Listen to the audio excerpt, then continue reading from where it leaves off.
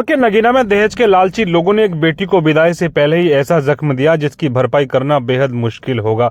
नगीना के एक दुल्हन का रो रो कर बुरा हाल है, क्योंकि दूल्हा और उसके रिश्तेदारों ने शादी से महज 18 घंटे पहले ही देर रात लड़की पक्ष के घर आकर बारात लाने से साफ इनकार कर दिया।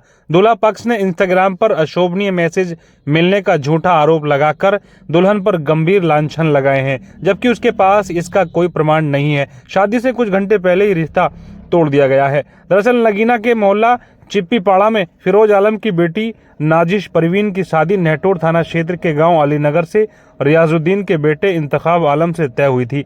24 नवंबर की शाम करीब 5 बजे SRS वेलकम फार्म हाउस में बारात आनी थी, लेकिन 23 नवंबर की देर रात्रि में करीब 1:30 बजे दूल्हे की बहन शहनाज, जो कि बिचौलिया फहीम अहमद की पत्नी भी है, और उसके भाई मोहसिन व शोएब उर्फ सोनू ने दुल्हन के घर आकर बारात लाने से इनकार कर दिया। उन्होंने परिवार को बताया कि वे अब ये रिश्ता आगे बढ़ा नहीं सकते। जब लड़की पक्ष के लोगों ने बारात न लाने का कारण पूछा तो लड़के वालों ने दुल्हन पर भाग जाने का झूठा और गंभीर आरोप लगाया।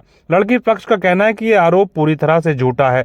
लड़की घर पर मौजूद थी। दूल्हा पक्ष ने सफाई दी कि इंस्टाग्राम के सोशल अकाउंट पर किसी अज्ञात व्यक्ति ने दुल्हन के बारे में उन्हें अशोभनीय मैसेज भेजकर लड़की पर गलत आरोप लगाए हैं। इस कारण उन्होंने शादी तोड़ दी है। लड़की के पिता फिरोज का कहना है कि लड़के वाले बिना किसी प्रमाण के झूठे आरोप लगा रहे हैं, उल्टा उनसे ही प्रमाण मांग रहे हैं। पीड़ित परिवार ने बताया कि वे पहले ही दूल्हा पक्ष को 4 लाख रुपए का दहेज और 2 लाख रुपए की कीमत के आभूषण और नकदी दे चुके हैं। अब रिश्ता तोड़ने के बाद घुमा फिराकर लड़का पक्ष दहेज में एक कार और बुलेट बाइक की मांग कर रहा है। बारात न आने के कारण लड़की पक्ष द्वारा तैयार किया गया करीब 3 लाख रुपए की कीमत का खाना भी खराब हो गया। बदनामी और धोखे से आहत नाजिश परवीन का भी रो रो कर बुरा हाल है और वो इस घटना से पूरी टूट चुकी है। क्या नाम है आपका? फिरोज आलम। कहाँ के रहने वाले हैं? मैं नगीने का रहने वाला हूँ। आपके यहाँ जो परसों बारात आने वाली थी, क्या पूरा मामला हुआ उसमें?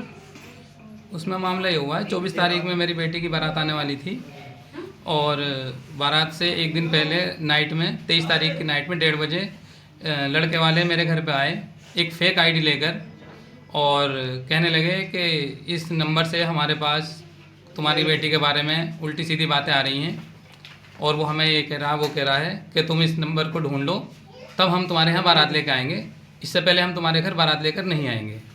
ये बहाना बना के उन्होंने रात को 1:30 बजे वो इनकार करके चले गए, वेटिंग में छोड़ के मामले को, जिसमें कि हम सारी तैयारी कर चुके थे, खाने की, बैंक्वेट हॉल, और दहेज भी उनके यहाँ जा चुका था हमारा। 22 तारीख में हमने उनके यहाँ सारा दहेज पहुँचा दिया था और 23 तारीख में उन्होंने हमारे साथ ये काम करा। आपने इस संबंध में कोई उनसे बात करी? वो हर बार इसी बात में ना बहुत उनसे रिक्वेस्ट भी करी।